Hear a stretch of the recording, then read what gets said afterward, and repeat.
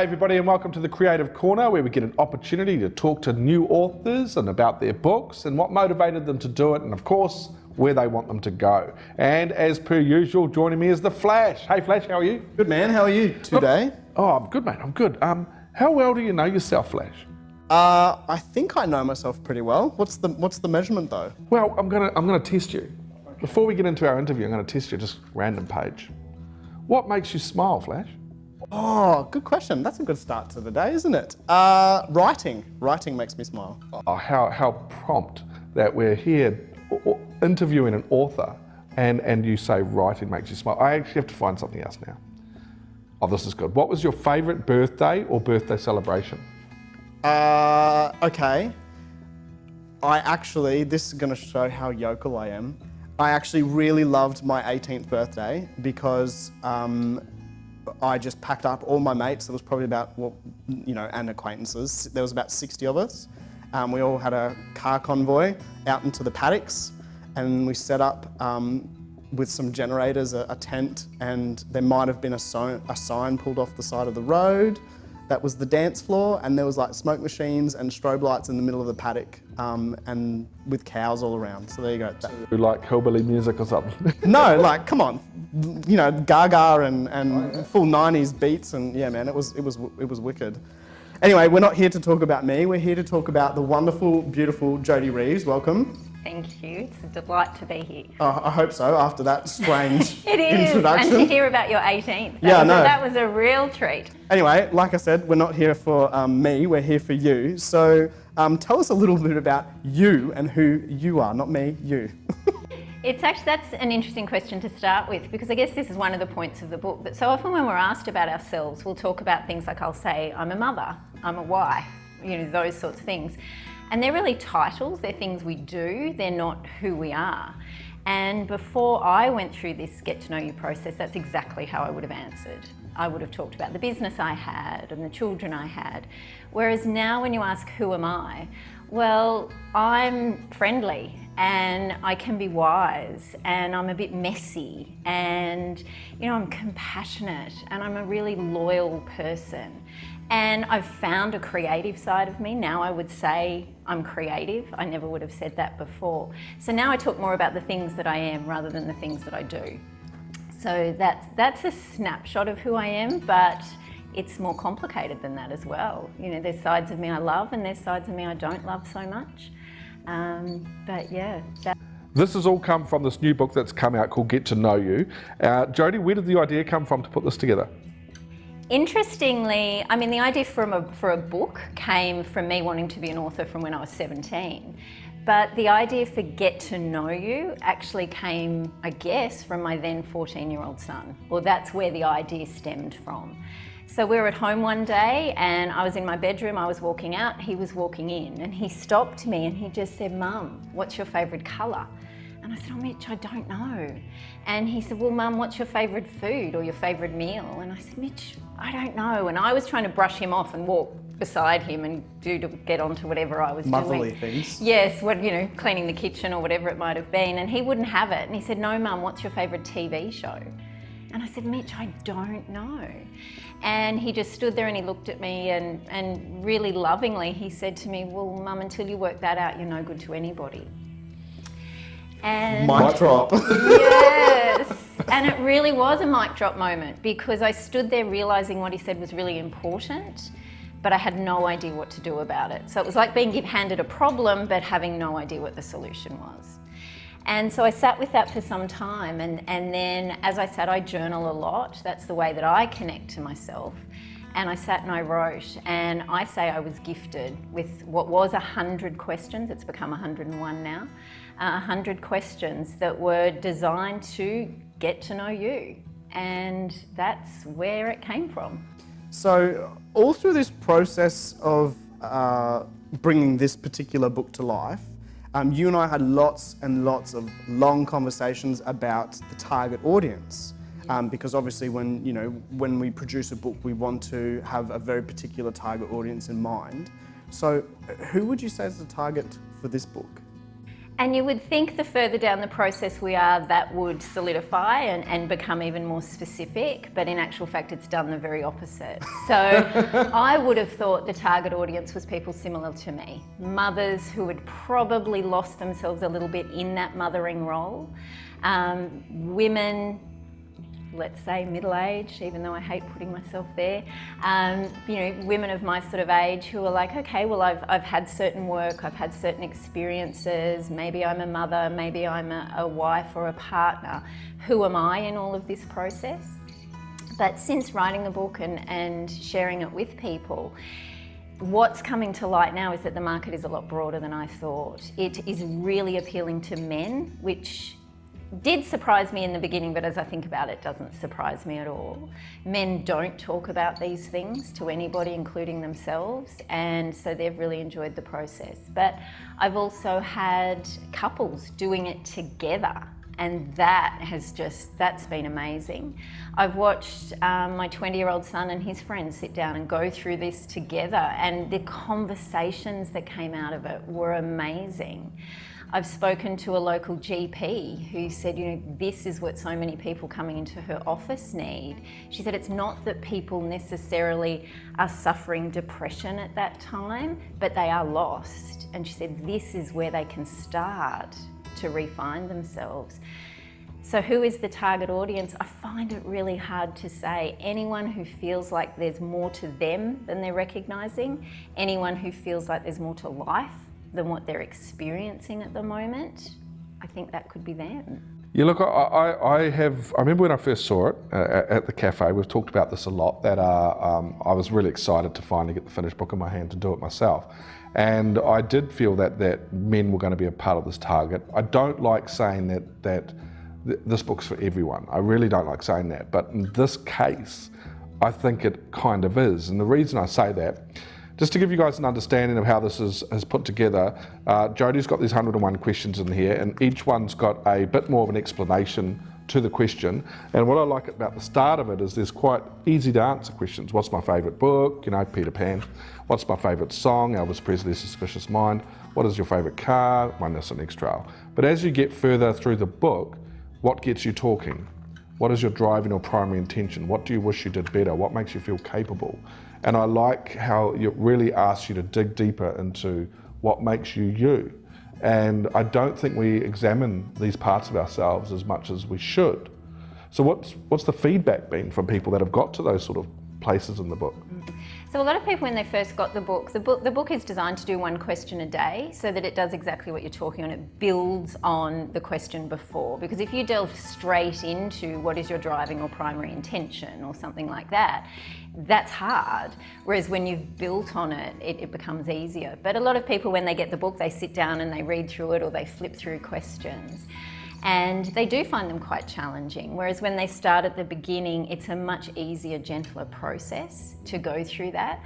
But in saying that, we say those questions to begin with are very easy. Well, the first question is, what's your favourite colour? I didn't know the answer. That wasn't easy for me. What is your favourite colour? My favourite colour is blue. Me too. What about you? Orange. Orange. Why wasn't it easy for you?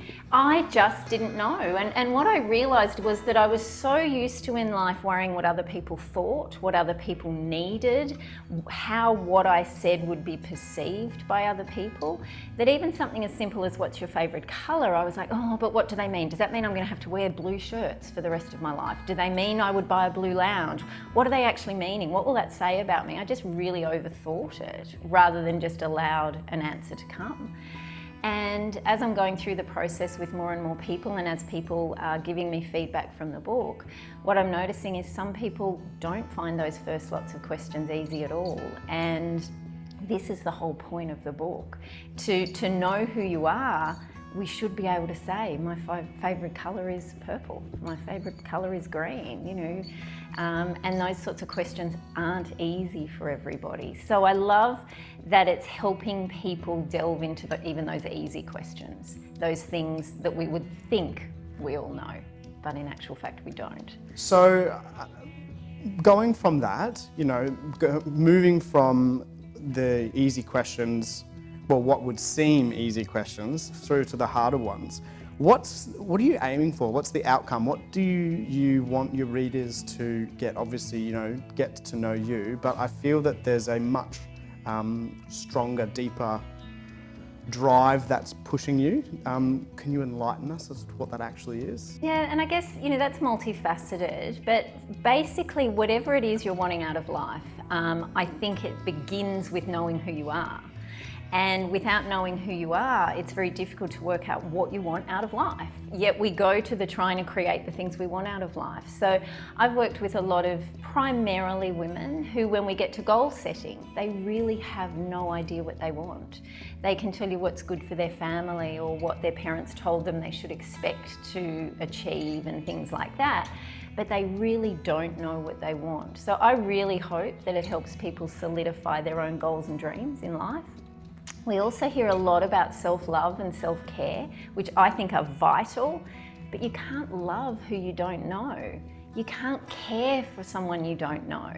So you've got to know you first, then set about loving yourself, then set about caring for yourself. So many people who go out to earn money and create businesses and they pour themselves into that, but in the process they lose themselves, who really is, that's their magic key. That's you know, who they are and who they bring to their business is the most important thing, and they lose themselves in the process. So I really hope that people will see, whether you're on a personal development journey, whether you're delving into a relationship, whether you're beginning a business, whether you're just looking at what you dream of, that the first thing to do is work out who you are, be proud of who that person is, allow that person to grow and change. We don't stay the same.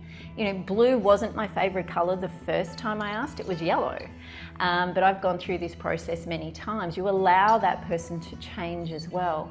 But I just see something lacking, and that is people's connection to self. And we're so give to other people, make what you do about other people, but you can't give from an empty cup.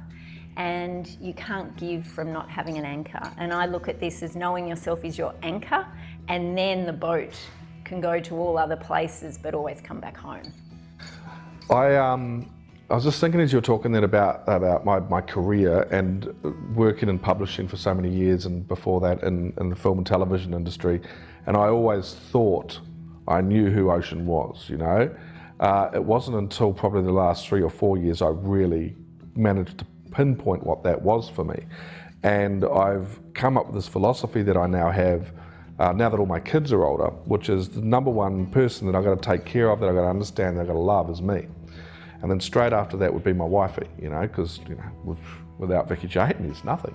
And then after that is the team. And people go, what about your kids? What about your kids? I went, don't, wait, they get there. Then after the team, it's the authors. Then it's my children, because my children are adults now and they're running their own lives and stuff.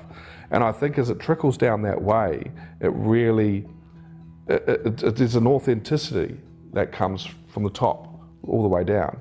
And I believe that's why I've probably been more joyful and more happy with the choices I've made over the past 3 to 4 years, because I've made that decision. Yeah. And without knowing firstly who you are, without connecting to you, without looking after you, then 𝘾𝙧𝙚𝙬𝙧 would suffer, the team would suffer, the authors would suffer, the kids would suffer, the community would suffer. The trickle-on effect is huge when someone doesn't start here, start with themselves. What about you, Flash? Yeah, man, I completely agree. I know I have these particular things that I have to do, and if I forego them for whatever reason, you know, because I'm looking after family, because I'm looking after my partner, because the business is more demanding, you know, I just get further and further into grumpy Flash. And usually it doesn't take me very long to figure out the grumpy Flash is here, and I need to go back, I need to go for a run, I need to go to the gym, I need to go and sit out in nature for a bit, go and hang out with the dog, or write. You know, there's sort of 4 or 5 things that I have to have in my daily life, or they have to be present in my week, you know, I try and sort of bundle everything into weeks. And it's so important, you know, if I don't have them, it's so easy to see how it then affects everything around me, because, you know, team doesn't want to deal with Grumpy Flash. Authors don't want to deal with Grumpy Flash. Grumpy Flash. Nobody Yes. does. I don't want to deal with Grumpy I Flash. certainly you know? don't want to deal with Grumpy No, Flash. I don't either. So yeah, I completely agree. Completely. Well, writing, obviously Flash just mentioned how writing is part of his solace. What did you learn about yourself during writing this book? During writing this book, the writing process wasn't as difficult as I expected because I allowed that to come through. So the actual writing of it was quite cathartic, and obviously I learned a lot about me because as I was writing it I was answering the questions. So I learned a huge amount about me. Initially, how much I didn't know about me was the biggest lesson. So I couldn't say because I learned so much on every level. Because I learnt the simple things, my favourite colour, my favourite food, my favourite memories. I also learnt parts about me that, I wasn't so proud of, parts of me that I was happy to accept that maybe aren't perfect, that the only perfect worth worrying about is being perfectly you. So the writing process in that way was very personal. It was a journey back to me. I suppose that's what I learned. And what about the publishing then? Because you sort of said publishing. Oh, we'll just go back to writing. What about the publishing? What did you learn there? What did I learn there? That, my here we biggest go. lesson, if you want to publish a book, make sure you've got Ocean Reef Publishing on your side. I love that. Because I could not have done that on my own. And I think a lot of the time when you've been through the writing process, you maybe think the publishing is easy, that's going to be an easy step. For me, it was a very unexpected journey of personal development. And with any journey of personal development, that has ups and downs in it. So what did I learn about the publishing process? That it's complex and that it's personal and that it will trigger things within you that you may not have expected, and to have a team behind you that care, that aren't just here to publish a book, but that care about you in that journey is priceless. So that's what I learned. Wow. Thank you. Thank you. So No, thank you. I think, sorry, before we go on to the next question, I actually really do want to share with the audience who might not know this. Yes. But I just might want to take you back to the production side of the publishing, producing the actual books. Yes. Obviously, I'd been saying for quite a long time that there's so many things that can go wrong. To all my authors, I say during the production process, it's the project management of the production process. There's always something that can go wrong, and if it can, it will. And for years, I'd been saying about, Chinese customs could decide that we're trafficking drugs. What actually happened, Jodi? Yes, Chinese customs wanted to check that we weren't trafficking drugs. So. Yes. So we weren't. We're trafficking books, obviously. Good to know, Flash. Yes. But it was a bit of a stressful moment there, wasn't it? We had books impounded in China for a good 10 days before we were told anything and before they were actually released. And that was interesting. It was, and it's those sorts of things that if you're on your own, I don't know how I would have coped with that. I could have thrown my toys out of the cot and decided I wasn't going any further. Whereas really, I could have the conversations with you, which I fully appreciated. And there was an interesting conversation that we had when that came up, because we both thought we had plenty of time. We'd really planned it and made sure we had more than enough time up our sleeves. And then for that to happen, it took me into a place that I was quite emotional. And I think I would have handled that very differently pre-get to know you, because we had that conversation and I cried and I yelled and I laughed and I was everything I needed to be without thinking Jason would think, oh, she's an angry person or she's a miserable person. It was just, no, that's an emotion that I'm going through at the time, and we were able to share that together. There's certainly ups and downs and unexpected downs sometimes in that journey. So good to not be on your own. We made it. We made it. And, there was solutions which Flash found, not me. and it was an epic launch. I remember it was about, because we had the launch booked and the books needed to be here. You guys ordered a shipment via air freight. and well done between the two of you. And I also remember the 2 to 3 weeks waiting, and we have this catch up every Monday, and we'd call your book shipment the cocaine shipment. Yes. And I totally forgot that I've got Google Home, you know, like, okay, Google, play some music. So I also know that Big Brother's listening, and all they would have been listening to is this publishing house talking about this cocaine shipment coming into the country. So you're lucky you didn't get a knock on your door. I know. Or at least the cops could have come to the launch, you know, they would have got to know themselves. What's next for you, Jodi? What's next for me? Well, I'm still very much in this process. What's next for me is really get to know you out to those that I feel will benefit from it. So hopefully that will happen through many more speaking engagements. I'd love workshops and retreats to come from there. But really, you know, it was very important to me that this happened in a book form, because books are so accessible for anybody. And I remember sharing that with you at the time, you know, why a book? Because books saved me at my lowest times. And so often when you need help, you maybe can't afford help. And whereas a book, it's affordable, it's accessible, you can read it through the day, at night, at your lowest moment, you don't feel judged by anybody else. So my next step is to get this into the hands of as many people who need it, so that they can feel supported from those pages as well. Beautiful, beautiful, beautiful goal. So there are a lot of questions in here, 101 in fact. Yes. Is one of them anything about a spirit animal? There is one that's about an animal. So it's interesting because there is a question that's as simple as, what is your favourite animal? But so often that answer happens to be about your spirit animal. So there's different beliefs on spirit or totem animals, some that you're born under that sign, some that you will always have the same one. And there does seem to be that consistency across that, but you can also change at times, and it will be the traits of that animal that have a lesson in that for you. So for you? For me, it would be an elephant, I would say, which interestingly is probably my favourite animal. Like, it probably is the answer to what is your favourite animal. But as you look at the traits of an elephant and the totem elephant, what that says, it is about leadership, but a very gentle leadership. It is about wisdom. It's about longevity, it's about consistency. The things that I love most about the elephant are the wisdom and the leadership, but also they're known as one of the gentlest and friendliest of the totem animals, and that you can and strength. The other thing about an elephant is their strength.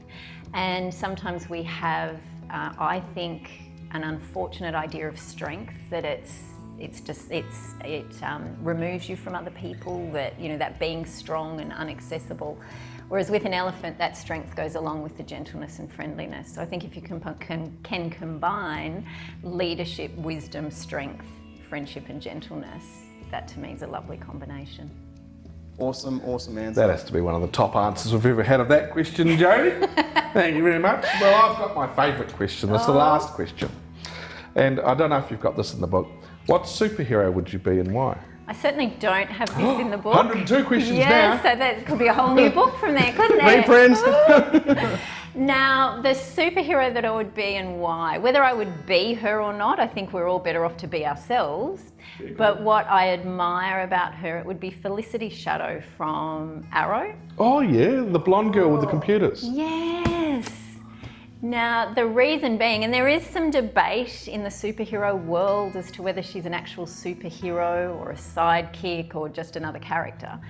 But the reason that I really admire her is there's no masks, there's no capes, there's no hiding. She is who she is, and really she relies on her innate abilities. It's just her intelligence, of which she's not ashamed of. And I think, if anything, if I could say to people that, you know, in a way we're all our own superhero. If we can stand authentically in who we are, that's being a superhero. And I love that she just stands authentically in who she is. Too good, I love it.